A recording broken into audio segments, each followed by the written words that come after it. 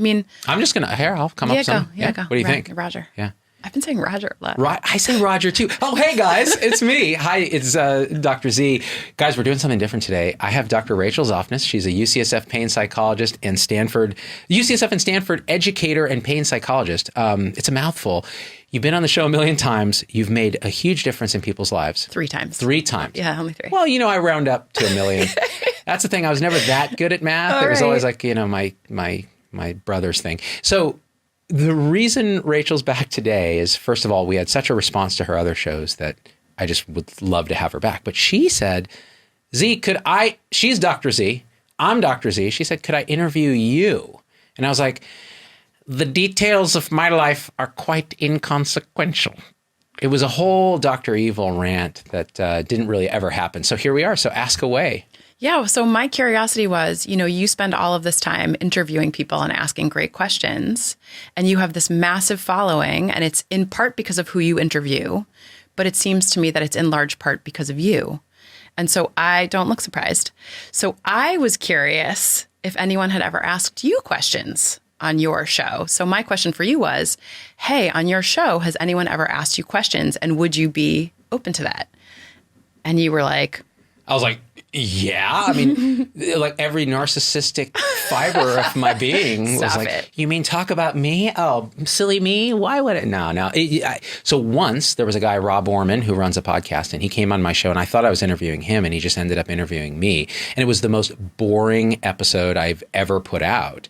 So now the challenge is on, Rachel. I wonder if your viewers would agree. I didn't know about that episode. Neither did most of my viewers, because no one watched it because it was that boring. Oh, wow. Okay. Yeah.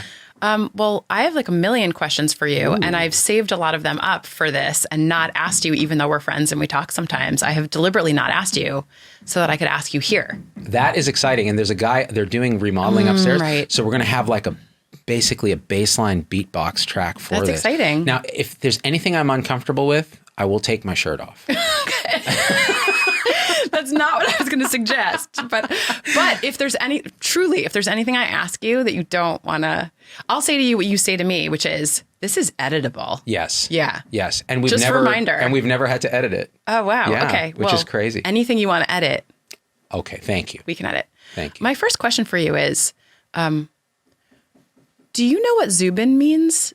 What is the origin of your name? So I had to Google this because I didn't know. And it turns out there's a Greek derivation. So it's an old Persian name because we're Zoroastrians, but the Greek derivation apparently means big sword, which I was like, yeah. And then I was like, maybe. And then I was like, I don't know. That's funny because I looked it up also. I was like, I wonder if he knows the origin of his name. Oh, no. It means something that touches the sky in Persian, I'm told, which is effing amazing, especially given this journey you're on right now. I guess big sword is one translation of that. I read that you can double check me on that. Something that touches the sky. Really? Isn't that magical? So, you know what's crazy is I was named after Zubin Mehta, who is the most famous sort of Zoroastrian in America, who was a conductor. He's not even that famous. And my parents were like, well, who's got a known in the US that is a Zoroastrian? And so they called me Zubin, but I didn't know it meant. What is it? Something that touches the Something that touches the sky. Oh, wow. I think in Persian. That's kind of awesome. I don't know if that's right, but that's what Google told me. Well, thank you. Now I feel all special. You should. I'm going to have to live up to that. Should I go skydiving? I think it's a different kind of touching the sky. It's more metaphorical. Also, that's crashing from the sky into the ground. It's going in the wrong opposite. direction. Yeah. Again, polarity hard for me. I think you switched it. What were you like as a kid? Like, what kind of kid were you? I don't know if you've ever seen The Breakfast Club. You probably have. Yes. We're the same generation, in which kids are sort of categorized into these false categories. And that's obviously not how children work or how life works. But like, there's the nerds and there's the jocks and there's like the awkward library kids. I was one of those. So what were you like as a kid? It's weird because I have to feel into which stage of childhood we're really into, but honestly, I don't, because it was the same kind of vibe. I was the weird kid. So I was always the kid that was strange, that was kind of funny, but in a kind of an odd way initially, to where I was kind of known as like, oh, Zubin, he's the weird kid. He's got the weird name. He's got, he's just a weird kid.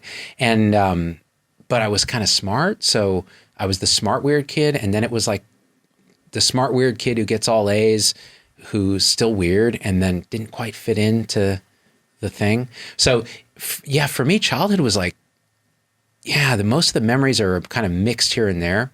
There was a lot of like cool stuff, but there was a lot of like, I don't fit in anywhere and this is really uncomfortable and I'm going to try to get attention in a good way instead of in a bad way. So trying to use humor and those kind of things and acting out a little bit of histrionics.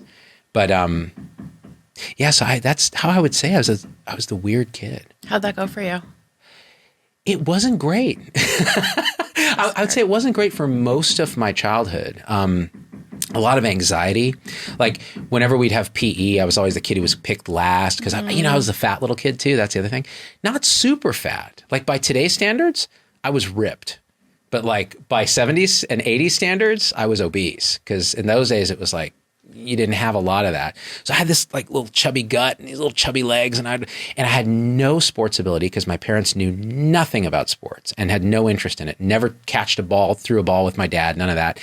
And so I didn't have that. So then, I come from New Jersey where I was in this little private school where we were kind of sheltered from that stuff until second grade. So it was kind of like nerd school. Like they called it the Kimberly Academy. And I don't know why my parents put me in it, but then moving to, Clovis Unified School District in the Central Valley of rural agricultural California, where my dad set up a practice and my mom set up a practice, internal medicine and psychiatry respectively. Suddenly it was like the Wild West of public school in California. And I was like, wow, everybody's white or Hispanic. And here's me. And I couldn't play sports, had no desire to do it. So felt really out of place. So PE was like a source of panic. It was like, oh my God, here we go. This is where I get picked last, get bullied, all the other stuff. So that was what it was like. So I kind of acted out in other ways. I was like, well, how am I unique? And this is just retrospective analysis of it. But yeah, I would just be the weird kid. Like I was into astronomy and Weird Al and like, yeah, just even the word weird was in his name. Like, how could you not love him? And so on. And so I think kids who knew me back then were like, yeah, this kid was just weird. Yeah. I have so much compassion. I wish I had known you then. Oh, we would have been fast friends. Oh, I was a very insecure library mouse, nerdy, and I just like hung out in the library and read books. So we probably wouldn't have been friends because I would have been too nervous to hang out with you. But if you were in like a lunchtime writing club or science club or something, maybe we would. I probably would have been in some science thing. Okay. Yeah, we probably would have hung out. Great. Yeah. Good. Oh, man, that's awesome. Yeah. What did you want to be when you grew up? So that was clear when I was young. And you could look in like yearbooks from like fourth grade through whenever, and it would always say, hey, have fun being famous. Like, have fun being My jaw just dropped. Yeah, have fun being a pop star. Wait, what? Have fun singing, because I wanted to be like a famous singer. Like, that's what I wanted to do. What? Zero talent, never took a singing class, never sung in the choir, barely sung even at home, just loved pop music, loved music so much, and was just felt intuitively like one day, this is what I'll do. And it was clear. It was so clear that people would write it in the yearbook. Oh, hey, use your summer to become famous, I am trying to align that with this image I have of this like chubby kid who feels really awkward and doesn't fit in. Yeah, what was weird is that chubby kid who felt awkward, I think part of the escape internally from that was, no, I'm special. Like, these guys don't see it. They'll never see it. But like, I know I'm here to do something. Like, that's interesting. But pop music related. Yeah. At that point, it was like, because that was the only intersection with fame that I had. I'm like, well, I can't be an actor. That's just weird. Right. Like, music. Listen, but I got these pipes. Oh yeah. I know. Not even that. It was just I love music so much. Why wouldn't I do it for a living? Like it just that was the kind of delusion I was under. Right. Did you play an instrument? I played. So I joined the band in 6th grade. Yes, you were a band kid. Yes, you know it, right? I'm on it now. You know it now. And oh God, it was the best too. So because my parents were so cheap, because Indian parents and smart. That was good. That was good for them. I'm glad they're cheap. I condone this behavior. They were like, what's the cheapest instrument to rent? Because it wasn't like, oh, what instrument are you drawn to? What do you really want? I was like, I should probably do something because I don't do sports. Maybe I should do band. And I like music. And they're like, okay, so look here now. They're asking the music guy at the store, what's the cheapest thing to rent? Really? And it was the clarinet. Wow. And so I'm like, okay, I can do the clarinet, whatever. Oh my God, the nerdiest instrument on the planet. Because first of all, what it did, the way that you have to like play it, your top teeth sit on it. I used to, as a fixation, I would pry my teeth with this clarinet, and it just caused me to have an overbite, which I still have. And my parents were too cheap for braces. So it gave me an overbite. I was with all the nerds, but I did learn to read music, and I learned some music theory, and I learned more about music, which would help me later on. But yeah, it was nerd shit. To the That's extreme. amazing. How did it evolve into, I want to be a doctor? Well, it was weird because it skipped through the stages of like, okay, I'm a nerd, I'm a weirdo, I'm a smart guy. Then it was like high school. I was like, no, I'm a skater. That's what I am. Stop. Not even screwing around. Because look, no sports, new high school coming, junior high, a disaster. Oh, for most for of us. everyone, right? Yeah, at least for me, it was like, the amount of humiliation, it was legendary. So, I worry a little bit about like when people tell me they loved junior high school. I worry a little. I'm like, oh wow, okay. my 13-year-old's like, I like this junior high. I'm like, That's awesome. I hate you so much. Yeah, like, how can I I'm hate just my jealous. own daughter? Yeah, I'm so jealous. Yeah, I'm like, just how are deep you doing envy. it? And then I'm worried. I'm like, is she hiding something? Like, is there No. really like something going on? But I think she actually just enjoys the social aspect of it and she's has probably well not. adjusted and Well, maybe. Maybe I should take some, I'll give my wife credit for raising her right. Yeah. But that said, coming from that, I was scared of high school and I was like, I need an identity. And you felt it. I was like, I need an identity. I don't know what my identity is, but it can't be the kid who plays in the band. So I quit band in 8th grade at the end of 8th grade. I'm like, I'm not doing this in high school. It's just too uncool. done Like, with the clarinet. I'm done with the clarinet. It's return to the man, cheap rent, be damned, right? And I bought a skateboard and I actively tried to chisel my identity into skater guy because I was like, I like those guys. They're cool. They're edgy. They're misfits, but they're also like kind of cool. So that's what I wanted to be. And it was very intentional. And they knew right away. They're like, this guy's a total poser. Right? So the cool skaters who knew all the tricks, they were like, no, you're not welcome here. So I ended up going with like this band of misfit skater kids. Like the reject skater kids? Like the reject skater kids who actually were very talented skaters, Yeah. but they weren't cool at all. But they're always the nicer kids. They were always the nicer kids. They were nerds like me. And I Yeah. was like, okay, cool. So we kind of hung out. I always prefer the misfits. It felt right. Yeah. So I did that and I learned to skate. Okay. Actually, it became a part of my identity. And then until it wasn't. And one day sophomore, junior year, I was like, no, I want a guitar. Like, I want to play guitar. Can I ask a question about skater Yes. identity? Skater Zubin? I feel like we could have like Barbies of different Zubins. Skater Z. It's like Buddy Christ from that like movie. Dr. Z, Yeah. and he's got the stethoscope and we've amazing. got Skater Z and he's like wearing. My question is, Oh, that's so good. That hits to the center of identity and how it's such a construct anyways. of course, and But it's anyway, always evolving. always evolving. I want like also a little nerdy like band camp Z. Band camp Z. With a clarinet. One time in Someone's band camp. going to do this. You This has pull, to happen. You pull the string in the back of me. It's like this one time in band camp, Right. But instead of like, crazy sexual escapades, it was like we sat around and learned scales. That's right. Yeah. Right. Did you have like the cool skater get up? Like, did you have cool skater shoes and like the wide legged? Is this triggering for you? This is Are we taking you back in history? so because it was an identity, an affectation in a way. It was all about like, how do you look? Yeah. So I would go to Wavelengths skate shop in Fresno, California, and I would convince my mom that $40 for a pair of Stussy baggy pants with elastic waistband was a bargain. And she was like, $40 for pants? Because we were used to shopping at Mervyn's and Payless for shoes with the Velcro straps because my parents were cheap, which was part of the reason I think maybe I was branded as a bit of a serious nerd because my clothes were just off the wall, terrible. So I rebranded myself as Skater Kid, and that was like the animal chin, search for animal chin, Powell Peralta shirt with like the Asian guy with the hat from the video that was real popular at the time, where the skaters would watch this video, and I was like, I'm so edgy, I'm so cool, I'm such a skater, and then I would fall on my face when I got on the skateboard until I actually learned how to skate. But yeah, so it was Yeah. You had the whole outfit. So that whole action figure would be decked to the nines in the gear of the time. Did you have a chain, like a wallet chain? I never got to that point, but you want to hear a funny story? Yeah, of course I do. I decided it would be cool to have a chain, like just a simple gold chain, because some kids were wearing that. I would pay money. Yeah. I'm going to ask, your parents are going to have to get us some photos. Oh. I would pay money. I would pay money to see a picture of skater Zubin with the chain. I'm sure your followers would pay money to hide those photos from you. Okay, that's fair. So that means this is a good deal. Yeah. Yeah, no, so I had the chain for a minute. And I say a minute because I was like, and I was skating with the chain and something happened and I fell and my thumb hooked the chain. Oh, no. And it just snapped into a million shards of like little chainlets. And I was like, I guess that wasn't meant to be. And that was that. Oh, wow. For the chain. That was my chain era. Destiny. Yeah. Yeah. By the way, it's so weird being in your chair. Isn't it? Yeah, it's so trippy. It's a kind of a tense spot sometimes for me. Like I find myself much more relaxed in this spot. Oh. Yeah. Right. Because I'm supposed to be in charge of this. I don't have any here. control issues now. I'm just like, tell me what's next, Rachel. Right? You have all the control. I think I prefer that chair also. Yeah. Yeah. Plus it's good exercise for me. Plush on the buttocks, you know? No, this is good for my imposter syndrome. I'm like, look at me. It's so bizarre. Okay.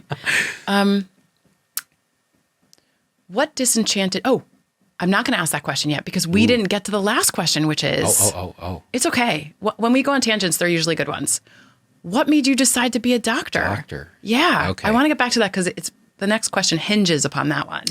This is where it all goes off the rails. So I had that identity. Then I had guitar identity. Oh, then I was like, okay, I'm going to go there. And guitar identity was serious. I was like, no, I'm going to be a famous guitarist. That's it. Period. End of story. I'd practice 8 hours a day, like scales and all this. The problem was I didn't really understand the emotional center of music. So it was all technical. And I had friends that then were guitarists that maybe used to be skaters, right? And now they're like Iron Maiden. They're like that metal crew of like, so I was into Metallica and, Rush and Joe Satriani and Eric Johnson, these guitarists, and that was an obsession. We'd go to concerts and do all this stuff, and that was my crew. And they're actually still friends of mine to this day. Nice. But like then from there, I got into Cal Berkeley and was like, okay, now what do I do? Like I got to decide what a path is because I can't just like study everything. So I said, I'm going to hedge my bets here. I'm going to do a science thing just in case I have to go do like research or be a doctor, something stupid like that I'll never do because my parents are miserable. Why would I do that? And they work really hard. And like that looks like it sucks. And I'll do music as a minor because that'll keep me connected to this path, which feels right to me. But I knew I didn't have the talent or the drive for it purely because I would see other people and be like, dude, that kid's like half my age and he's like shredding and has already toured and done all this stuff. And here I am like, no way. Right. And so there was a realistic undercurrent in my subconscious that was like, this is not you. It can't work this way. It won't work this way. You'll be very unhappy. And then, I kind of shadowed my dad and did things like that and was like, this is kind of interesting. There's a relationship component here. Like it's really about people, which didn't seem to connect for me. I thought it was all about just bedpans or something. I didn't understand. And medicine is actually about bedpans. Yeah, it's about bedpans. Yeah. I was like, well, then sign me up. Right. But then when it turned out it wasn't, it turns out nurses often do that. I was heartbroken. Yeah. But yeah, so it then started to evolve in Berkeley when I realized, oh, this is a real challenge and there's something about this that I feel quite drawn to. And then to be honest, there's a competitive streak that kicked in. I was like, wow, there's 600 pre-meds at Cal. I could defeat all of them if I get into UCSF medical school. Like this would be a thing. Like this is something I can really feel good about myself. Like finally feel a good sense of self-worth. Like, oh man, this is it, right? And then the guitar stuff, we can just put it on the side and it'll be cool because once I'm a doctor, I'll be able to do what I really want to do. Like that was probably the undercurrent of thought. And what's interesting is that sort of came true. It did, and I never would have thought, never in a million years predicted that it would have been this way. But you found a way to put everything together. It kind of found me. But But yeah, that's right. If you would have shown my sophomore college self this, it would have shit its pants. Oh, It totally. would have been like, are you kidding me? Yeah. But then if I would have said, this is where you are at age 48. However, this is what you had to do to get here. Yeah. it would have been like, It's a bitch of a climb, isn't it? I'm out. Yeah. it would have quit. Yeah. I'm like objectifying it. Yeah. Me, I would have, there's no way. If I'd known what was involved, I would never have done it. But knowing what I know now, I'm very glad I did. Can you talk about that? The journey, like what about it? I mean, it sounds like it's been, I don't know about your journey, and I think a lot of your listeners don't either. I know that you've been doing this a long time. I know that you were making videos. I know that you were disenchanted with medicine. But what has the journey to this place been like for you? To spend most of your life on a journey where you instinctively feel that you're supposed to do this, but what you're actually doing at the time is so on you that it's just, the cognitive dissonance is like, it's like grinding ice. So when I was a pre-med, I was like, okay, I can handle this. I really like science and I like the competitive aspect of it. And I'm a pretty good test taker, but it was stressful. It was a point where, part of the issue was I had this weird role model that shows up in your life. Every now and again, someone shows up. There's this guy, Prithvi Murthy. So he was a second year medical student at UCSF, and he happened to be, so he's a kid who happened to be the childhood friend of one of my housemates who was an English major at Cal, who's still my good friend. And so he goes, oh, my friend Prithvi's coming. We spent a childhood in like Abu Dhabi because our parents were in oil or whatever. And it turns out he's in medical school. And I was like, what? I kind of want to go to medical school. And he's like, oh, he's going to stay with us for a couple of weeks. And so here comes this guy. He's this Indian dude. He's got long hair to here. He's wearing shorts and flip-flops. He's like hippied out, smoking weed, like just off his rocker crazy, but brilliant. Like I was like, who is this guy? And he's got his notes from class and they look like Egyptian hieroglyphics to me. I'm like, this is like some secret code that I want to crack. And he was telling me, he's like, yeah, medicine is a total sham. He goes, it's a lie. Most of what we do doesn't work. It's much more complex than humans can understand yet. And yet we simplify it to this pill that has all these side effects that are really actually effects. There are these complex pathways. A lot of it's mental. And he was like really deep into Indian spirituality, which I was like, okay, I'll just ignore all that. Right. But I looked at him and I'm like, well, this kid who's off his rocker went to UC Davis as an undergrad, got into UCSF. And so I would ask him, I'm like, so how do I get into med school? And he's like, I don't know, but this is what I did. I graduated in 3 years and I did some research and I did this and I did that. And I'm like, 3 years, huh? And I looked at my schedule and I'm like, I can do that. And I rearranged my entire schedule. I took like 21 units in my last semester. I cracked a tooth. I was under so much stress. I went to the dentist and he's like, are you a pre-med? Wait, like, what? Yeah. I'm sorry, excuse me. Teeth can crack from stress? Well, from grinding at night. Your teeth at night. Yeah. So the dentist took one look because I was having tooth pain and he was like, are you like stressed or you're not in college, pre-med, all that? I'm like, yeah.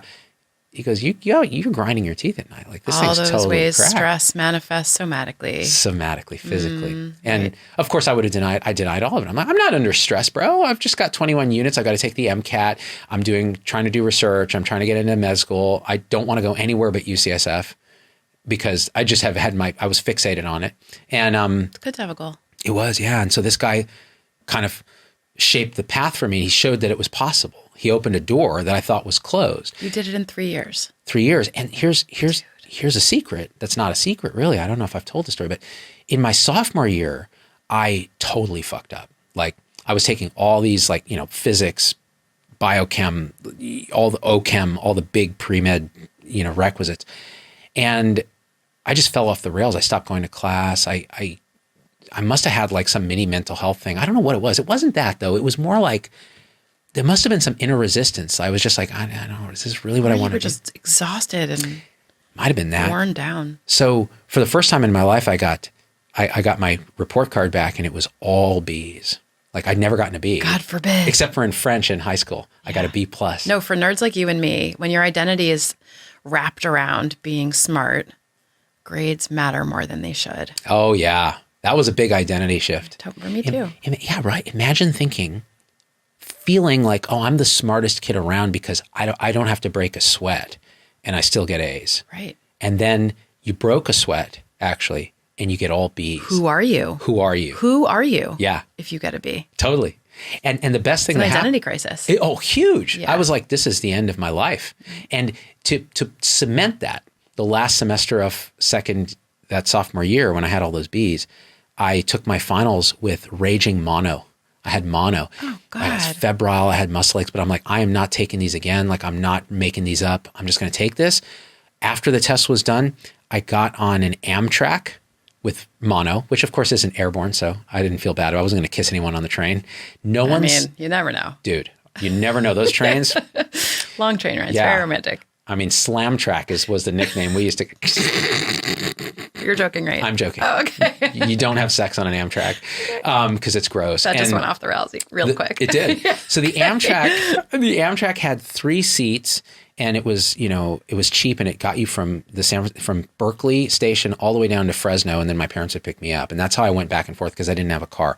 And so I was on this train, and the thing was packed. People were like, it was full. No one sat next to me because I looked like I was dying. I looked like I had end stage, AIDS. Like I looked terrible. And, I think I had fetor hepaticus. Like I had like liver breath. Like it was horrible. And so that was the end of that 2 years. And that forced me at home with nothing to do for 2 weeks, but because I couldn't move. And that's when I was like, who am I? It was like Zoolander where, he looks in the reflection. He's like, who am I? It was like that. I was like, how? And I'm never going to be a doctor now because you can't even get a single B and get into UCSF was my understanding because the average GPA at the time was something like 3.9 or 4 or something ridiculous. Yeah. And I hadn't even taken the MCAT. So I'm like, this is done. And then Prit V. Murthy shows up and he's like, what's your GPA? I'm like, it's like a 3.73 now. And he's like, you better crush the MCATs, finish in 3 years, do some research, and care really deeply about it. Wow. And he made me care because I'd look at what he was doing. I was like, this is fascinating. Yeah. Oh my God, this is like, I want to be this guy. Yeah. Yeah. So that's how it shifted to medicine. What's interesting is that I was 99% positive that you were going to say, well, my parents were physicians, so I wanted to be a doctor too. I was like 99% that that's what you were going to say. And you didn't even go anywhere near that. I'll tell you, I'll be honest. I joke a lot about my parents pressuring me into medicine. It's like, it makes a good story. But the truth is, their way of pressuring me into medicine was just simply being doctors. That was it. So they would tell me, look, if you could do business, if you could do something else where you make a lot of money, because that's what they really were interested in. Prestige and money is like a thing, right? In immigrant families, you should do that. But then when it became clear that there was nothing else I could do, like business was not an interest of mine, music was not going to make me money, there was this unconscious assumption that like, well, there's the path. They did it. And they've had this reasonable level of upper middle class success. That's just almost guaranteed. So if I can just make those hurdles, which are harder now even, but they weren't really, my parents had to struggle and suffer, then I'll be okay. Things will just kind of click into place. So in a way, it was destined because they were doctors, but it wasn't the classic, they're telling me to do it. It was actually, there was the opposite. And it wasn't also, it doesn't sound like it wasn't emulation. No, it wasn't intended. In fact, it was an act of rebellion in some way because they were telling me, my dad said, don't do internal medicine because this is terrible. Like you don't make money, you get mistreated, you have all this paperwork and so on. And my mother was like, well, psychiatry, I love it. But, the assumption was you're not a psychiatrist, so I don't think she saw me doing that. So in a way I was like, well, I'm going to do psych or internal medicine then because, and then maybe I'll subspecialize. So I thought I'd do GI. That was my kind of idea. Oh, interesting. Because GI was a great combination of like, you get to play video games. I loved GI physiology. I loved the sense of humor these gastro docs had because they were dealing with shit all day. Oh, and I liked that they made a lot of money because I was like, oh, this is great. So I don't have to work as hard and I'll make money. Well, all of that was illusion because when I did the rotation, ultimately I was like, oh, I really don't like this. Okay, great. So that's literally my next question. What disenchanted you about medicine? Because you're pretty clear about the fact that you were in medicine and you saw, I think you and I are aligned on this, that medicine is broken. It's one of the reasons I found you. I think we agree that medicine is broken. And I'm wondering, what was it that broke you, or it didn't break you, but what was it that made you say, actually, this isn't exactly what I want to do. Like, I want to stay in the realm of medicine, but I don't want to be a doctor. Man, this one's tough because it depends on the degree of honesty I actually want to display here. And I'm increasingly unable to be dishonest at all. I'm a little nervous now on your behalf. Yeah. So I knew since I talked to Prithvi in college that medicine was a shit show, that it needed a massive rethink. It needed smart, compassionate people to rethink it entirely. And I didn't think I was going to be at all one of those people. I was just like, well, someone else will figure it out, and they'll figure it out by the time I'm ready to practice. So it's okay. I just had this faith. It wasn't belief. It wasn't like based on evidence. It was faith. It was like, I just feel like these things are going to work out. Well, then you go to medical school, and the first year was actually pretty cool because you get to really just learn a lot of science, and it wasn't terrifically hard. In fact, we had Wednesdays off at UCSF, and I spent those Wednesdays teaching MCAT in Berkeley. I had started that in my year off between that 3-year finishing and then doing a year of just working as a research assistant. And that's where I learned to teach and learned to be intellectually much more curious about what I was trying to teach, to learn it myself, because it was general chemistry, which I didn't understand at all. And so it became clear. I was looking at this going, wow, there's so much exciting science here. And yet medicine seems, anytime I talk to a doctor, they're like, don't do this.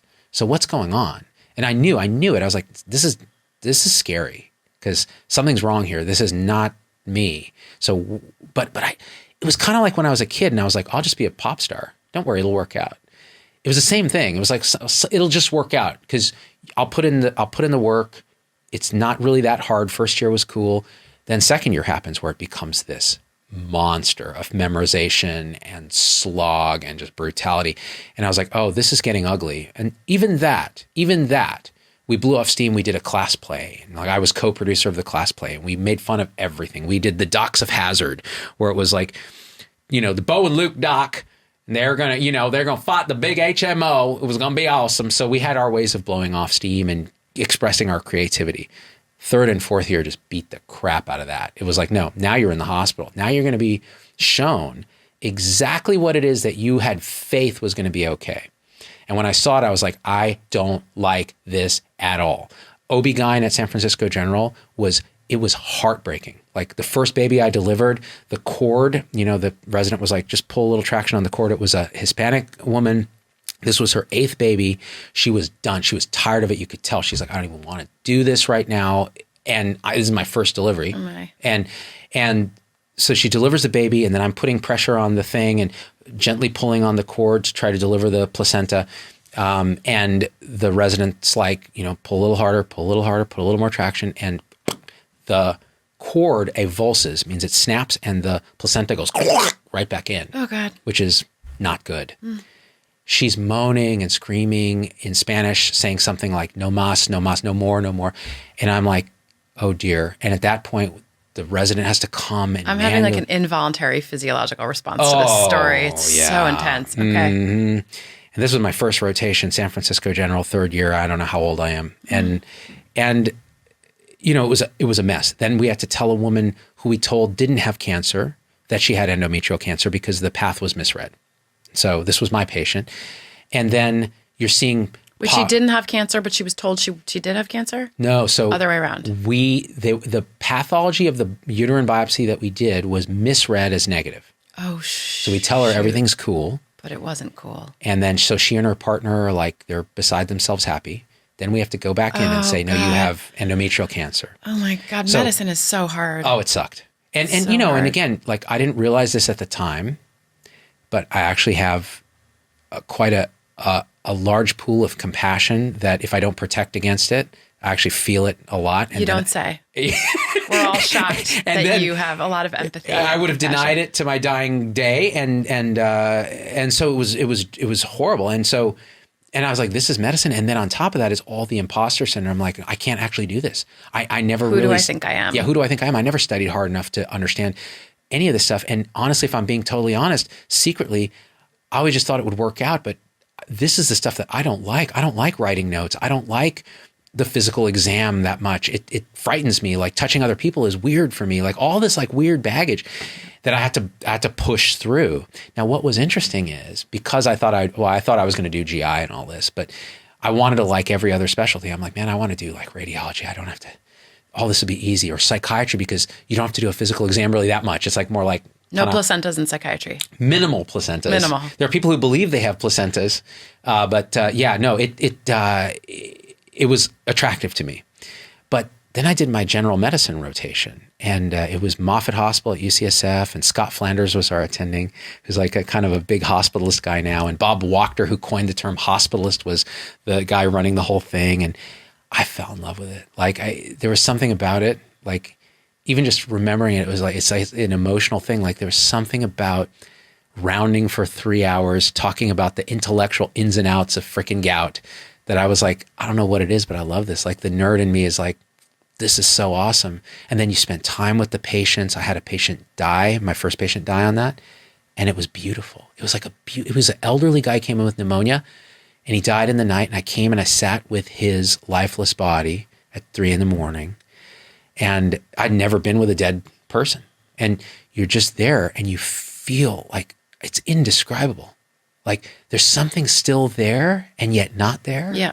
And it was so precious and sacred. And at that point I'm like, well, whatever happens, like I'm barking up the right tree here. Like it felt aligned. It felt aligned. Mm-hmm. It felt like this is my path. This is my path. And that was good. And then I did a sub-internship in internal medicine at San Francisco General, where we had tons of autonomy. I had a great attending who was a nephrologist, and it was this camaraderie and team stuff and joy, and we would make jokes, and the attending was lighthearted, and the patients were sick, and it was the height of the HIV epidemic. Wow. And so a lot of our patients had HIV AIDS, and so we were seeing really complex disease, and they were lovely people. And and that's what propelled me to go do internal medicine residency at Stanford, still thinking I was going to do GI.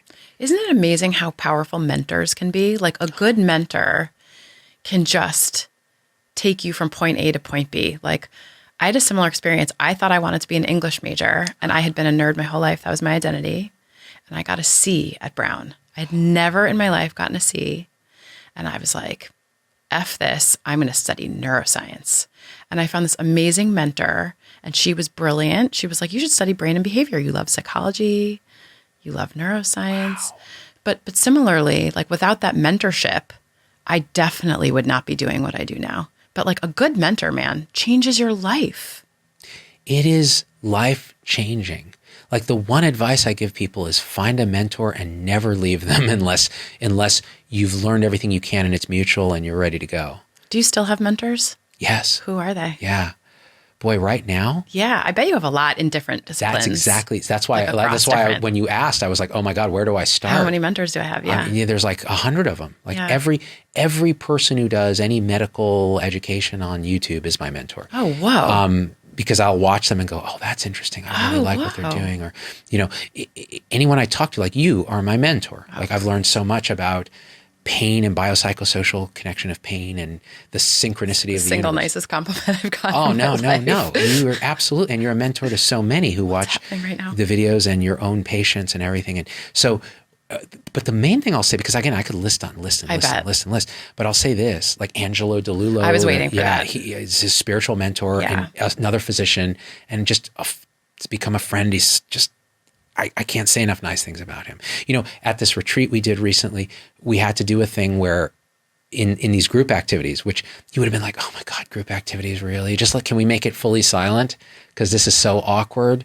Like where you have to look in somebody's eyes and maintain eye contact and say, you did that. Say a story about yourself or something. Wow. We did that. But what I did so Angelo came into our group and we did a thing where with the three of us, you're supposed to tell the other person what you know and admire about them. And these are people we barely met. So Angelo did it to me. Whoa. And I was just like, and then I did it back to Angelo and I was like, oh my God, this is actually really good. It's powerful. It's so powerful. So that kind of thing is mentorship. But now I find life is my mentor. Everything that happens now is like a teacher. And if you're open to it, then you're always learning and you're always, so yeah, mentorship.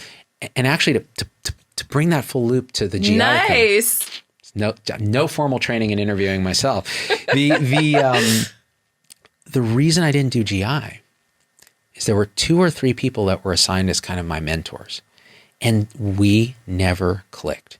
what I saw in them was not what I saw in myself. I did not want to be them. I did not want to be like them. I did not want to be anything close to them. And a part of me felt like I couldn't be them. They're doing something that's not me at all. So that was a real crisis. And that was like second year of residency out of 3. Wow. Now what do I do?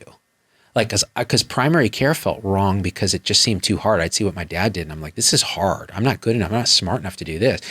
And so I went into a real existential crisis. My third year, I had total senioritis. My program director, Kelly Skeff, had to pull me aside. Now, I was asked to be chief resident. Ooh. And I turned it down. Ooh. Because I felt like, no more medicine, no more training.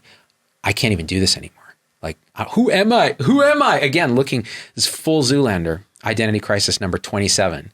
And at this point, and so Kelly pulled me aside and he's like, listen, it's one thing for you to have senioritis. It's another thing for you to model it to the interns and residents. You're a role model. Like, stop what you're doing. And that was again, great mentor. That was perfect. That was just what I needed to hear because it reminded me of who I was. I am a teacher. I am somebody who gets excited and enthusiastic about stuff so I can share it. Like, I don't want to keep it for myself. All I want to do is tell somebody.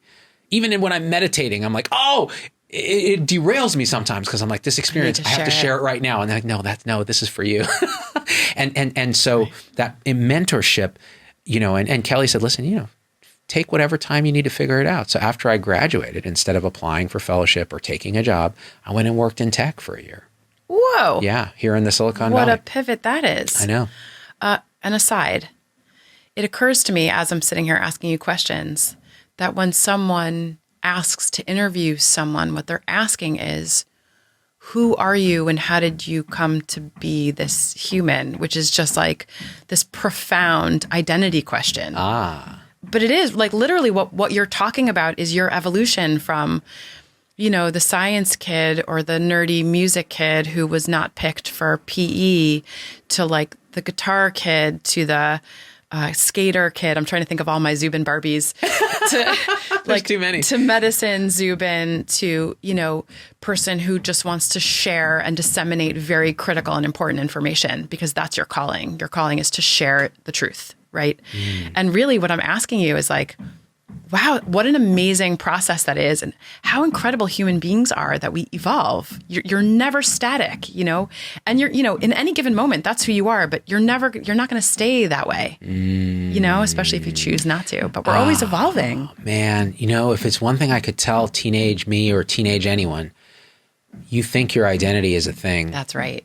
No, it's a constant wave of vibrating energy that changes and grows and shrinks, and it's a sine wave, and then it does something totally different. And yet, the beauty of it is there's a thread of interconnection where time and space of your life are all here now. So it just reminded me when you were talking about all the different Barbies that I was like, guitar Barbie, one thing I didn't mention is, here I was this big nerd. For most, you'd ask me like, well, how was school for you? And I said, for most of it was terrible until my senior year of high school. And that was when I came into my own for the first time. And it was pivoted in my middle of junior year when we had to do, so talk about combining nerd shit with trying to be cool. I was in AP English and nerd out on all the, Julius Caesar and reading Shakespeare and all this. And our teacher was this wonderful lady named Demetra Chamberlain. And I'm naming names because some of these folks watch the show because I've been reached to by some high school That's so cool. teacher. Oh, it's just the most lovely because they were huge. Talk about mentorship. Yeah. Sean Canfield, if you're watching, Sean Canfield, big mentor. Oh. And so Demetra used to do this thing called the Ides of March festival at school. So every Ides of March, they would throw a festival with little skits and different things, activities, musical performances. So we decided, me and my guitar buddies, who were not nerds, really. They were like, cool. They were the cool. They were like the metal kids, So a little bit of outcast, but kind of not nerd in that way, but very smart. And so we decided, okay, let's do a parody song because again, the Weird Al thing had already hit me in 4th grade about Caesar. And we'll, instead of Back in Black by AC/DC, we'll make it Stabbed in the Back, and it'll be the whole thing. And so. And the first year we did it in junior year, we did Seek and Destroy by Metallica, but we did Caesar is Dead. And so it was this, we got up there, we had wigs. I did we did this metal thing, and people lost their minds. They thought it was the greatest thing they'd ever seen. And I was a rock star for one day. Video or it didn't happen? If there's video, I don't know where it is. Seriously, I would kill to see it. So I think there's a picture in the yearbook somewhere. But so I felt like for the first time I was accepted, like the audience was there with me on the same level. They were my peers, which was huge. And I was treated like a rock star that day. Like girls were coming up to me. Like, what is that? Who are girls? And it was crazy. And I had this glimpse of like, oh, if I'm actually me and I put myself out there, it may not be a bad thing. And to this day, that's a thread that's like, just be you, dude. Just stop trying to be something you're not. Because that was me at that time. Just I was like, be you, I love dude. this music. It's so Put that awesome. on a t-shirt. I know, right? Just be you, dude. Merch, baby. You know, it's interesting as you're talking, I'm thinking about how when you're a teenager, it's very hard to be a teenager. But one of the things that happens is you're positive that however things are right now is how things are always going to be. Like that's especially true when you're a teenager, but it happens to all of us throughout life. Like, you know, I find myself getting trapped in that trap even now. Like however things are right now, that's how they're always going to be.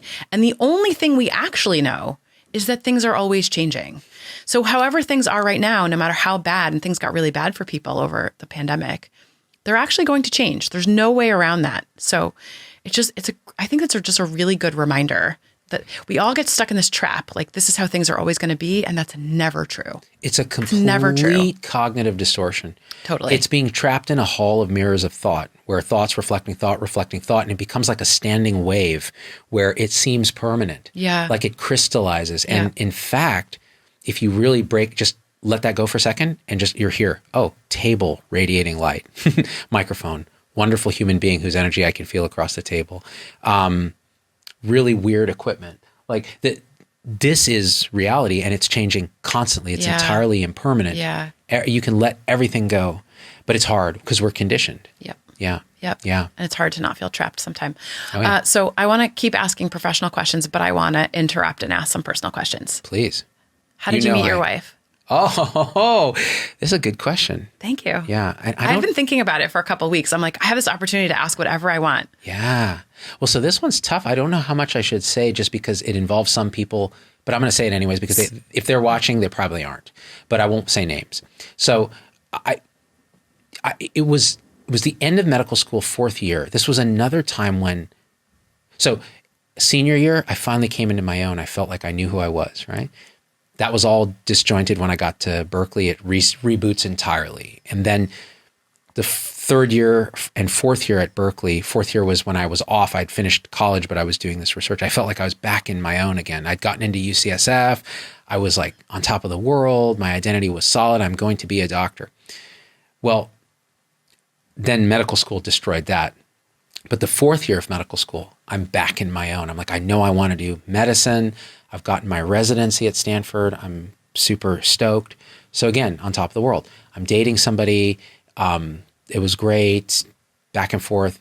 So we go to this event that was one of our graduation events. And one of my classmates had come with this woman. And the minute I saw this woman, I was like, something just struck me. I was like, you can't really put your finger on what it is. And at the time, I could never have told you what it was, but I knew. I was like, who is this? Like, this person is a different magnitude of something, right? And I'm with this other girl, and she's with this guy as the date. And we were introduced to each other as, oh, you two are both going to Stanford for residency. So we got introduced. And I was like, oh, and it's funny because the girl I was with was like, later on would say, yeah, I knew right then like something was up. Wow. And I was like, was it that transparent? Like, what a dick I am. No, I'm sure you just couldn't hide it. Something happened to you. Something happened. And the thing is, we had mutually, me and this other person who was a lovely person, had mutually decided to break up. But then residency starts, and it turns out not only is she in my class, right, because we're both internal medicine, she wanted to do pulmonology and I wanted to do GI. But we lived across the street from each other. We both rented places across the street from each other. Synchronicity. So, totally. So we ended up going on a date, which was we went to Target. Stop. Which was across the street from both of our houses, where we walked into Target and we were going to go to Taco Bell to get some food because that's how ghetto we were, because we were poor and actually loved Taco Bell. But was it like, did you like ask her out on a date? No, this is the thing. I never had that kind of confidence, and I still don't. So yeah. So I never had that kind of assertive confidence. So anytime I would end up with somebody, it was always like a series of things where either they asked me or it just kind of was arranged in a way that it happened. And that's how this was kind of. And so we're there. We're like, hey, you hungry? Totally. Hey, yeah, exactly. Are you hungry? I got to buy some stuff at Target. You want to come? You want to go to Target? I got to get a wastebasket for this new apartment. Totally. So it was something like that. Yeah. And as we're walking in, true romance, we see Kelly Skeff, our program director, the guy I was telling you about. And he's there. He's like, oh, hey, guys. Like, oh, yeah. And to this day, he takes credit for getting us together because he saw us on our first date at Target going to Taco Bell and was like, if I hadn't accepted you into the program, you guys wouldn't be married. And I thought it's all synchronicity, right? But so that then went to, like, we saw the Blair Witch Project. And oh my God, I remember that movie. Right? And we were just like, and that's when you like hold hands and do all that. Yeah. So that's so cute. And then the rest was like a long and sordid tale. Wow. Yeah. Wow. How long ago was that? That would have been 1999. So we've known each other for over 20 years. That's amazing. Yeah, it's crazy. We've been married since 2003. Yeah. Yeah. The most important decision you make, I think, in life is who your partner is, whoever that is. Yeah. And you can make mistakes. That's okay. But it is an important decision. Yeah. Yep. And I've never regretted my decision. She might have, but I never have. She's the perfect partner, perfect, really. After this retreat, it's funny because I told her something that I intuitively felt that I'd never said. I was like, this is something that I suspect about you. Have you ever felt this? And she was just like, yeah, like, wow. Wow. Yeah. So it's interesting. You can know each other for so many years and never still, yeah, it's still evolving, still changing. Totally. Yeah.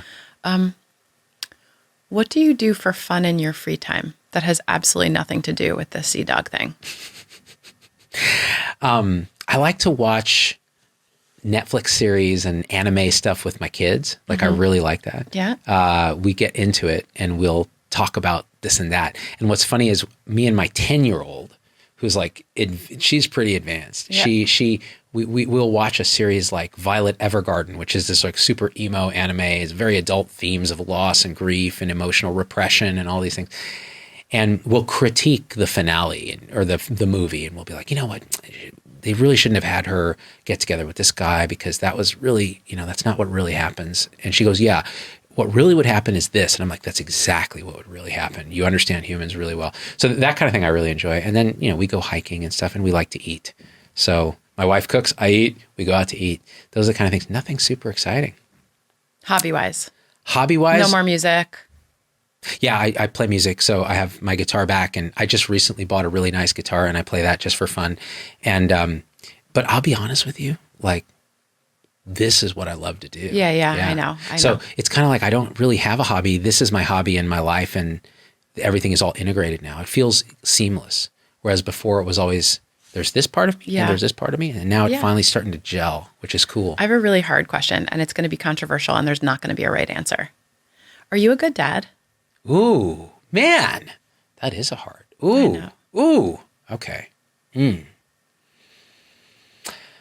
I'm a good dad and a terrible dad. Oh no. I'm a great dad and a horrible dad. I hear the self-critic already. I mean, I knew I was inviting that in, but what does that mean? Well, so there are times when I stun myself with just the perfect thing to say, or the amount of connection, or the time that I spend, or the amount of presence I can shower. Presence meaning here-ness, not presents as in gifts, that I can shower on my children. And it's validated with this, it's self-validating because you can feel it. And then there's times when I'm unconscious, meaning it's clear that switch has turned off and I'm not present, and I'm somewhere else, and they're trying to get attention. They're trying to get me present. And they'll call it. They'll say, Daddy, you're not even here, are you? Yeah. Like, you're down the social media rabbit hole, Dad. Right. Yeah. Or you're thinking of something else, or whatever it is. And that became clear after coming back from this retreat where I was silent for 6 days. And I'm like, how do I reintegrate with family? And it became instantly clear. Oh, you're just here. There's only this. That's only now. So where are you projecting? Like, that's a thought. Oh, let that go and be here. And when the thought comes, like you're with your child and you're thinking, oh, I really have to do this. Like the ego mind knows you better than you know yourself. It's already knows all the tricks to get your attention. The trick of, oh, it's always more to do, always work to do, always something more to accomplish. Never doing enough. Never doing enough. And when you have a platform like mine, it's like, dude, at any point I could come in here and say something and it will affect people for better or for worse. So a lot of pressure. The burden of like, oh, I'm just going to hang out with my kid. Well, everyone's emailing me, asking me to weigh in on this new thing with COVID. And it's like, well, but I don't want to. But I need to, because I know that there's some responsibility, because otherwise the media will stoke it into some crazy thing. And so at least I can calm people down and say, here's what's really going on. Let's use some reason. And so when you say, are you a good dad? It's a work in progress. I am not asking if you are a perfect dad, because that is not a thing. I just was curious to know your perception of yourself as a father. I'll say that I feel like I'm doing the best that I can. Oh, yeah. Yeah. I bet, knowing nothing about your parenting, I bet you're an effing great dad. I have no insight into it. I would bet money on that. But I'll say it's on my radar to try to be the best that I can be, and I don't always succeed. But what's cool is increasingly I'm more conscious of my unconsciousness. Like when I do go into that mode, I can see it more quickly and go, oh, that's what I'm doing. And stop and redirect. Yeah. What's the hardest thing about being a parent for you? I bet there's a list of 42, but for you.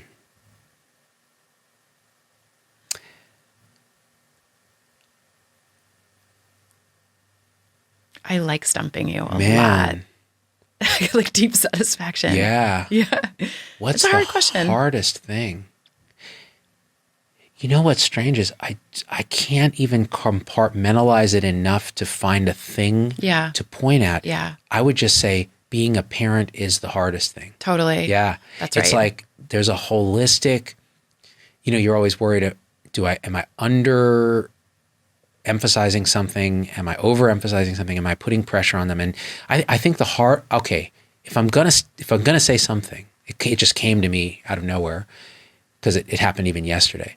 It's when you see a child go suddenly off the rails emotionally. You just see it happen. You're watching the slow motion train wreck and you're absolutely at a loss for what to do. Right. You're just like, do I say this? Do I say this? Do I say? And often the answer is there's no right answer, because anything you say, the child is just going to do. They're going to go through that.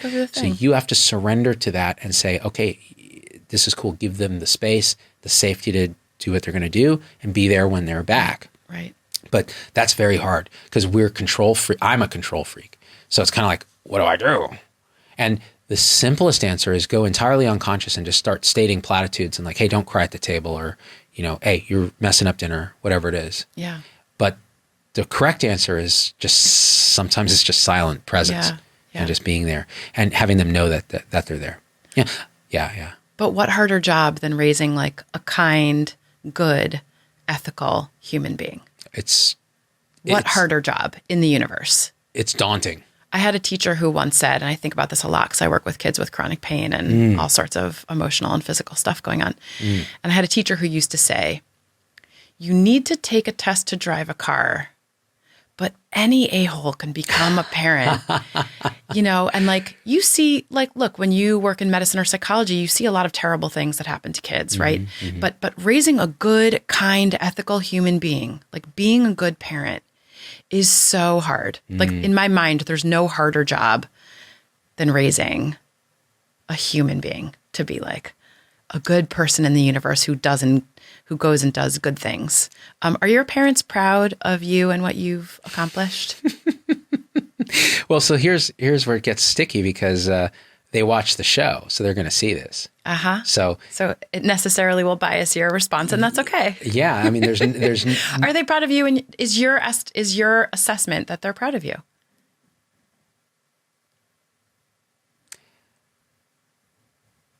Yeah, I think so. Yeah, Wow, it's a loaded question. Yeah, no, you really have to feel that one, because parents will say nice things. Parents will say mean things. Parents will say neutral or indifferent things, which are actually can be the most difficult, right? It's the absence of attention or appreciation or understanding that is felt acutely, I think, by children. Like even some children will prefer negative attention to no attention. All humans. Humans, right. Yeah. And so for me, what I've noticed, especially in the latter years, is an acceptance and appreciation for what I'm trying to do. Whereas before, it was always a kind of a give and take of a struggle of like, let me tell you what I'm trying to do so you can understand and accept, right? You're always looking for that validation. And now I'm like, no, I don't need that anymore. I feel that I'm understood, and I'm trying to understand them more. Like, this is a failure of compassion on my part if I don't, right? And we don't have a ton of time with our parents, right? You know? And so those kind of things have become more important to me to try to understand than try to be understood. But that's new for me. Yeah. Absolutely new. Like, the usual intrusive thoughts I would have when I was younger. By younger, I mean like 3 years ago. Not that young. Yeah. Like before the meditation retreat. But I mean, again, as before the evolution continues is, you know, oh, well, what will dad think of this? What will mom think of this? You know, I'm going to call them this weekend. You know, I have weekly calls with my parents because I'm a good Indian boy. Actually, if I was a good Indian boy, I'd have daily calls. And, you know, it's always like, well, what's the perception? Now I find I listen much more than I talk. I don't speak much at all, which is liberating. It's nice. I mean, in fairness to all humans, I think we always care to some degree what our parents think of us and whether or not they're proud of us. I think that's fairly universal. And I mean, it's true, of course, some people don't like their parents and don't want to be anything like them. But I think, you know, I think that is pretty ubiquitous. So I don't think it's weird or bad to wonder or worry what your parents think and if they're proud. Thanks for the validation. Yeah. But don't you think that's true? I think it is true. I think it's interesting because every dynamic is different, like you said. Yeah. And with the immigrant dynamic, it's different. It's really you know, they're the centerpiece of your life. Still, they really are. You know, it's like it's this orbit, you know, which is why it's almost incomprehensible what will happen when they're not here. You know, you can't even think about it because you can only really try to inhabit what is right now and do the best you can. But yeah, it is interesting. I find more, you know, we have the usual dynamic where there is some block. There's always a block parental dynamic, but I find much more compassion for their own suffering than I did when I was younger, when I was too rolled up in my own identity issues, you know.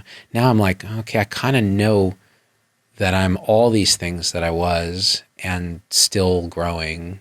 So I'm not worried about my identity. And validation is not as important, but that was a struggle. So yeah, I'm actually proud of myself for getting better. That's one thing I'll take credit for, because I have trouble taking credit for anything sometimes. Yeah. And yet at the same time, I can be seen as extremely arrogant by others. I don't perceive you that way. Thank you. But in fact, interesting story. I'm going to probably read this email on if the guy gives me permission, but I got an email today by a gentleman who, you know, was admitted to the hospital with COVID. Older guy, but not that old, diabetic, almost died, like ICU. In the ICU, he saw a thing on the TV in the hospital that was an ad for a talk I was giving to the staff about vaccines. And what he saw, I know the image they used. It was from the cover of my website, which I've been trying to change forever. It's me like arms crossed, looking at the camera like this and looking cocky as hell. I mean, you sort of need to sometimes. It's kind of like the hero image of the website, like where you just kind of look like an a-hole, but like, oh, I'm running this, you know? And he said in his hallucination, in his delirium, he saw just the most arrogant, horrible, like terrible person. And he was traumatized by the image to the point where this is so interesting, right? So, and he sent me this email and he said, by the way, please read the whole email before you get triggered. And I was like, I'm already triggered. Yeah, I know. So I'm reading along and he's like, yeah, it was terrible. I had to tell the staff to please turn the TV off and never to show me that ad again. And one of the doctors came in and said, no, he's actually really good. He's quite compassionate. He's going to talk about this and that. Oh, his doctor knew you. Yeah. Oh, thank goodness. Yeah. It's weird in medical circles. And so this guy then got better, got out of the hospital, and to try to exorcise this demon, like looked me up. Oh, this is crazy. And now this is crazy. What a story. So he said he watched some of my videos and he's like, you just had the kindest eyes. Like clearly this hallucination was a hallucination. And then I watched what you did. And I said, oh my God, I just wanted to tell you this in an email. I was just, perception and relationship. And then all the stuff with ICU delirium. And it was just this morning. And I'm like, do I do a show about this? Because this is so powerful, because his story about being in the unit was just, you're like, I better get vaccinated. Just that story. Because he had just procrastinated. That's all. He's not anti-vax. Right. He's like, I just thought I'd get it later. Yeah. What struck me about that whole thing, I mean, a lot of things, but you sort of have to, in medicine, if you're going to make it, you have to be perceived as an authority. Yeah. You have to. And you don't always have people around you or in the world or in medicine saying, hey, you have to listen to this guy. He's an authority. So if you don't position yourself that way, no one will listen to you. Like, I'm finding myself in that position too. Like, who do I think I am? I'm a psychologist. I treat pain. And by the way, my patients get better. And my success rate is so far beyond any medication, like opiate. And I'm not bragging. I do a thing that I was trained to do. I didn't make it up. This isn't like a thing I invented. But now I'm in this position where I'm in the world as a psychologist, talking about how pain actually works, which like none of us have ever been told. And I have to position myself as an authority to get anyone to listen to me. And like, I'm backed up by evidence. Like the stuff that I've been taught to do is evidence-based. It's in neuroscience, it's in biology, it's in pain medicine, like it's a known thing. But if I don't take the posture that you took when you were starting out on this journey, no one would believe me either. And like, look at you. You are an authority. You are brilliant. You are in a position to convey really important information. And if you hadn't stood in that position, like, would people be listening to you? Like, if you hadn't owned that you know the things and you hadn't done the TED Talk, and would you even be here conveying all the important things? Man. It's funny. When I watch you talk about what you're passionate about, I just see just fire and compassion and anger and frustration and mission. And this is why you're so awesome. All those things are there. Dr. Z. Yeah, no, all those things are there. They're all there. Yeah. What you said though, that bears repeating. So everything has to happen for a reason. If I hadn't gone to Stanford for residency and put that all over my initial videos, if I hadn't created a character that would allow me to act in a way that would shield me a little bit from the repercussions of the practice, because, oh, no, this is what Z-Dog would say. He's a little bit of a parody character, so he can speak truth in this way. It wouldn't have worked. If I hadn't quit Stanford, moved to Las Vegas, worked with Tony Hsieh to build a clinic, struggled with that, been an administrator, been a hospitalist, done primary care, all those things together, I would never have had a leg to stand on to talk about transforming healthcare. It would have been disingenuous.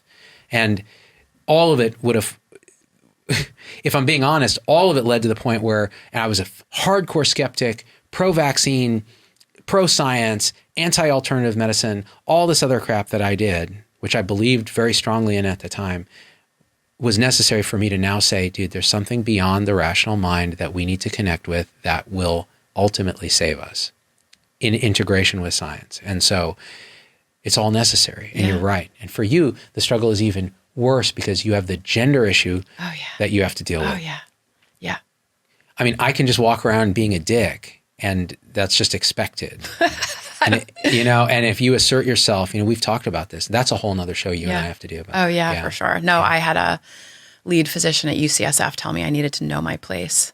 That was his language. That's you lovely. need to know your place. And I was like, is that in your kitchen washing your dishes? Yeah. Like what's the implication there that you need to know your place? Like, what are you saying, sir? That was actually said to you. That was actually said to me. It was wild. My head was exploding. Yeah. So, and this is where, and then I'm just going to editorialize for 1 second about this. Yeah, no, please. I want you to. This is real stuff that happens now. And it's been ingrained in our culture and it continues. We we diminish that experience by expanding every other experience in this kind of woke culture of like, well, no, but you made a microaggression to me and you did this. It's like, no. What just happened to you, that's what we ought to be talking about, because that still happens. We don't need to look for it in the deep subtleties. Right. We can see it right it's here. Overt. Yeah. It's overt. Oh, yeah. And we ought to not tolerate it. Yeah. We ought to bring it to the light. Yeah. Right. So yeah. Yep. What's one thing you wish people knew about you? Here you are, you're this like Z-Dog character.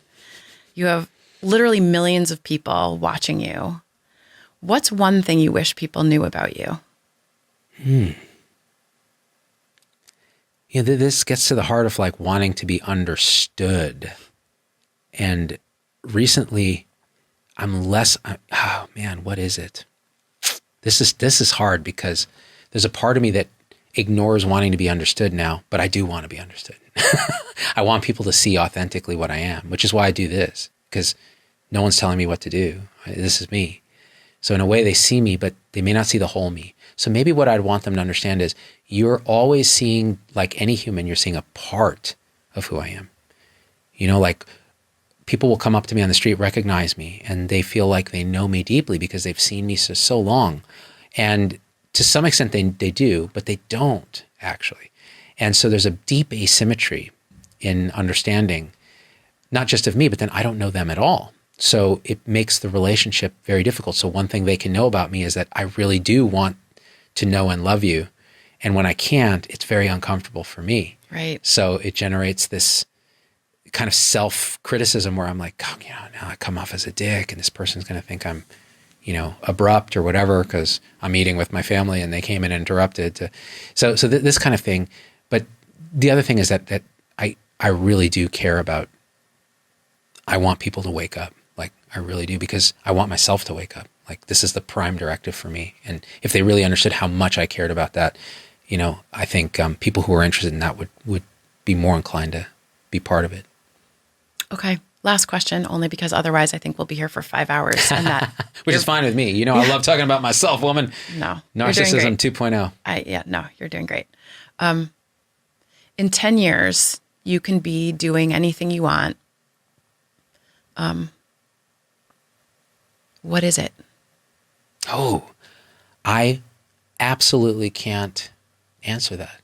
And this is something that I've had to learn the hard way, that the future is an entirely illusory projection. And what I'll say is I hope that in that now, that will be now, I'm doing authentically what I feel is the right thing to do without obstruction and misgivings, and that I'm able to do it openly.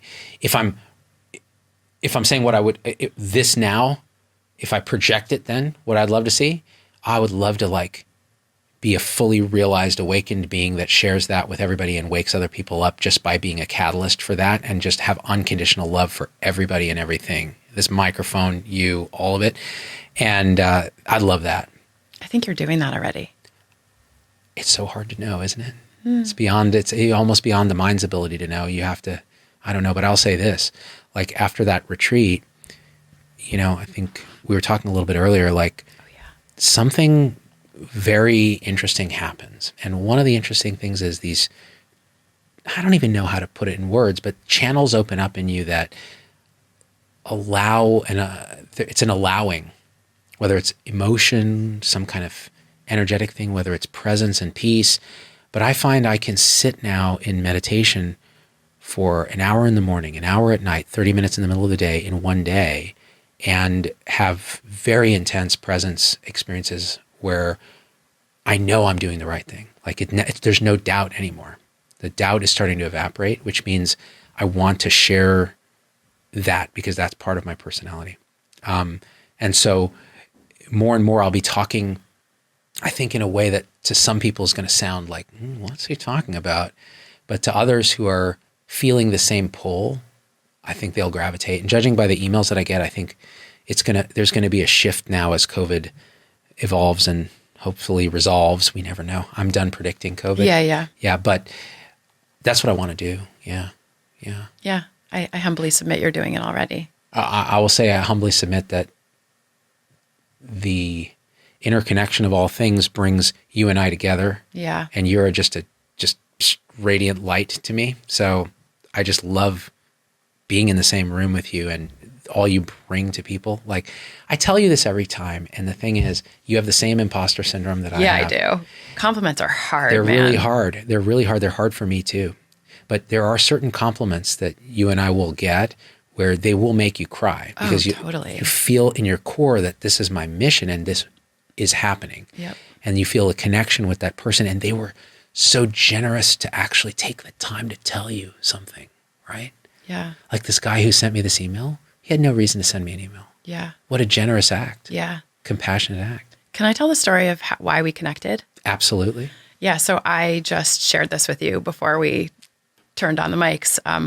So a year and a half ago, during the wildfires here in California, they were particularly bad. And anyone in California will tell you, like, the sky turned orange, the sun turned red. It felt like the end of days. It's like Ghostbusters level catastrophe. So bad, yeah. right. Yeah, and I have asthma, and I'm also terrified of wildfires. They just scare me. It's like, it's irrational because I don't think I'm actually at risk of death by wildfire, but they just scare me so hard. And I think it's because I can't breathe. And there's nothing more threatening than when you cannot breathe. Like, you need to do that thing to survive.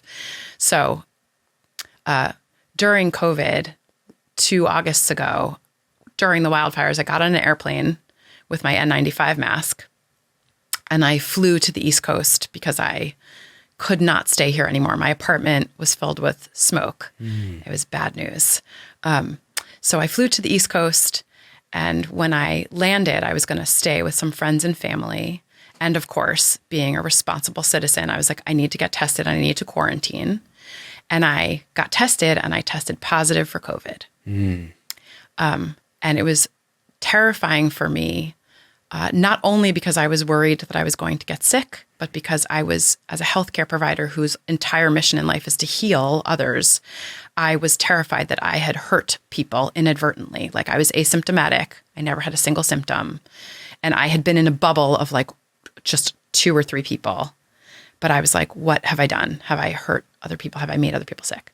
So I quarantined for like 2 weeks. And then I decided to stay on the East Coast for 3 months. Wow. Because I was like, I'm not getting on another airplane. You know, vaccines weren't ready yet. There were still fires in California. So I just made it my business to stay on the East Coast for 3 months. But as you know, I am driven by this mission to change pain medicine. And I am going to. Yes. I am going to. But I was like, I need people who can help me get this word out about how pain works. How do I do that? I'm stuck in a cabin in the woods in New Hampshire. That's where I was. I was in New Hampshire. So I reached out to Dartmouth, cold email. And I was like, invite me. I want to come teach pain medicine to your physicians and your residents for free. Invite me. So they asked me to give grand rounds, and it went really well. And it gave me some confidence, which is hard for me. And I was like, who else? Like, I want to talk to physicians because physicians are the first line when it comes to pain, but who else do I need to talk to? And I found you. And I was like, I need to reach out to this guy. And I was like, there's no way that Zubin's going to write back to me. And you did. You wrote back to me and you were like, I want to check out your book. Like, I'm going to vet you. Like, send me some other stuff that you've done. I want to hear you speak. Send me some other, and I had done a bunch of other podcasts. But then you were like, no, like, I'm going to give this chick a shot, you know. And what convinced me was I got on a phone with you. Yeah. And within 30 seconds, I was like, yeah. Yeah. Right. Yeah. It's just crazy. Like, that's a crazy synergy is real. Crazy. Yeah. Like, again, like, all the stuff is interconnected. Yeah. And what's interesting is the like minds gravitate. And with the internet, I think it's exponentially more likely to have this return on luck, because we're not just going to bump into each other at a conference now. We're out there in the world, discoverable. Yep. It's kind of awesome. Yeah. You know, like Ranesh Sinha, who was on the show the other day, another example of that. We just connected, and it turns out we're so fully aligned on this mission. His thing is wake up the other sides of health, like hypertension, diabetes, polycystic ovary disease. These diseases that we think are biological purely are biopsychosocial, just like what you say with pain. Yeah. And he's like, could you look at the stress that we put our kids under with expectations in the Silicon Valley? Right. And see what that does to then young Indian women who are developing polycystic ovaries, who are having cancers at young ages. These are, stress hormone induced biopsychosocial diseases. Totally. Same thing. Yeah. And there's others, right?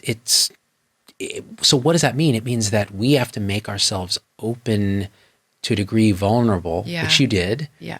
Right? Because you said something about, well, I have to get over this like confidence issue or imposter syndrome. Oh, yeah. Yeah. Tell me more about that for a second. Why? Do I have to? Yeah. the tables have turned, woman. No, I'm in the director chair. All right. It's up to you. Okay. So maybe we do another thing on imposter syndrome, but yeah. I think what I've read about imposter syndrome is that it's ubiquitous, but I think it's more common in women.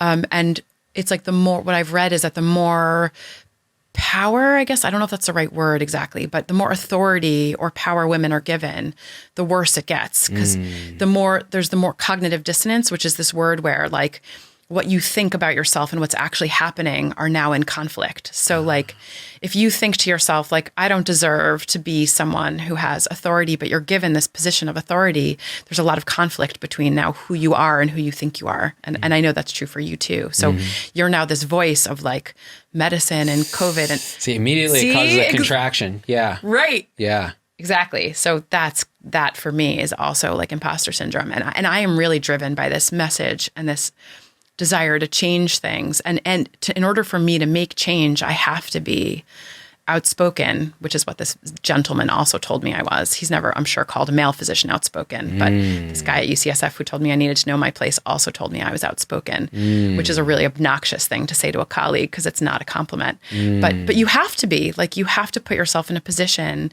If you want to make change, you have to be heard. How do you get heard? You have to have a voice. To have a voice, you have to do things like this and believe in yourself enough to like ask Z-Dog to have you on your show. So it's tough, right? And you're an introvert, I believe. And to see you put yourself out, that's an act of courage and bravery that's beyond what an extrovert would have to do. I mean, ditto for you. I'm definitely both. Like, I get a lot of energy from people. Yeah. I love making new friends. Like, my friends make fun of me because I love making friends. Bit of an ambivert. Yeah. Yeah. But I also need alone time. Yeah. I'm with you. Yeah. I'm the same way. Yeah. I don't know what they call that. I think the categories are a little narrow. Yeah. Yeah. It is. It's an energization issue. I do get energized, but then I'm exhausted and I need to recharge for like hours. Yeah.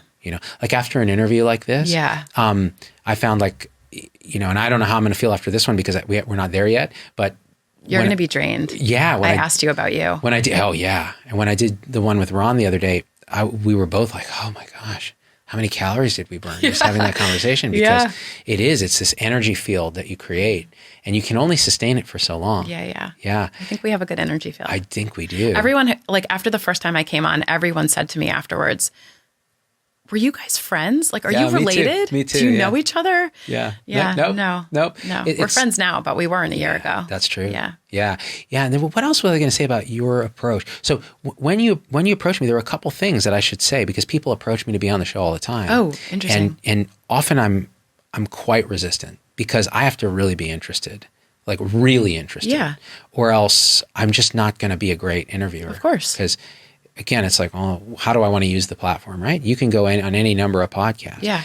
Your thing was, well, okay, first of all, you had credentials, which made it nice because then I don't have to fight an uphill battle of trying to tell people this person is worth listening to.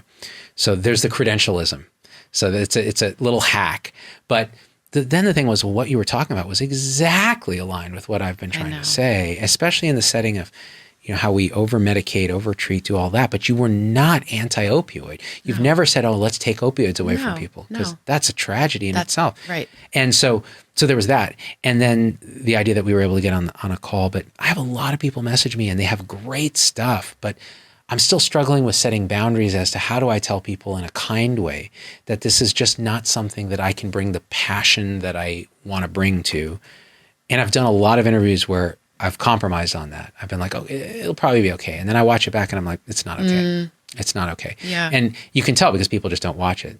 They know. Yeah. Yeah. That's why with yours, it's a self-validating thing because people will watch, they'll email, they'll tweet, they'll say this, because you're pointing at something that we also, many people intuitively know, but haven't been able to express. Oh yeah. No, I think biopsychosocial medicine is intuitive. And as soon as people understand that health is complex and humans are complex. And if you only treat one thing, like if you're only treating your bad back with like a surgery or a pill, you're not actually treating the pain because you're not treating the whole person. Or like you're saying with medicine in general, it doesn't matter if it's pain or something else. Hypertension. Right. Give them a pill. Okay, that's not the full picture. That's right. Not saying pills are wrong. Right. They're part of the picture. Yeah. But yeah, it's exactly that. So it's intuitive for, I think everyone, as soon as they hear it, everyone's like, oh, duh, of course. Yeah. So you're right. It is really intuitive. And I do think we're aligned on that. Yeah. 1,000%. Yeah. Man. Thank you for letting me ask you lots of questions. Thank you for the therapy. It was definitely not therapy. I didn't give you any. Yeah, but I didn't. I just listened to you. I thought about my own path in a way that I have not thought before. So, oh, whoa. Yeah. Yeah, that's not therapy. But I humbly submit again, you would really enjoy therapy. But that wasn't it. Yeah, I suspect you're right. Yeah. Yeah, during these meditation retreats, a lot of repressed emotional stuff comes up, but it comes up almost without the thought valence of explanation or belief or story. It's just the raw kind of emotion of it. And a lot of stuff comes up where you're like, oh, okay, I have a suspicion where that's coming from that I bet a therapist could really help you dive into. Yeah. But just to feel it in its raw way and accept it and appreciate it and say, I know you're there for a reason. You're welcome. Be here. Yeah. That's a huge release. Yeah. Hugely. I came back literally lighter by 4 pounds and emotionally lighter. Yeah. I think 2 of those pounds was water weight from just sudden cessation of exercise, but 2 of them were legitimate, like concentration energy. Wow. And just, you feel it in the body. It's just it's a force field of stuff, and you share it with the others that are there, which is crazy. Cool. Yeah. All Let's right. do this again sometime. So awesome. Guys, I guess I got to talk to the camera. It's weird from this position. Dr. Rachel Zoffness, she's my hero. I'll put a link to all the other shows we did with her.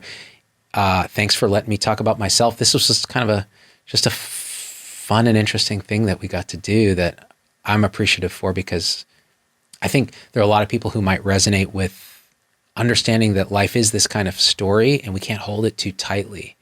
And I think that when we're allowed to tell it or retell it or reinvent it or re-experience it, it's therapeutic in itself. So it's been therapeutic for me, sister. So thank you so much. I love you guys so much, and we are out. Peace.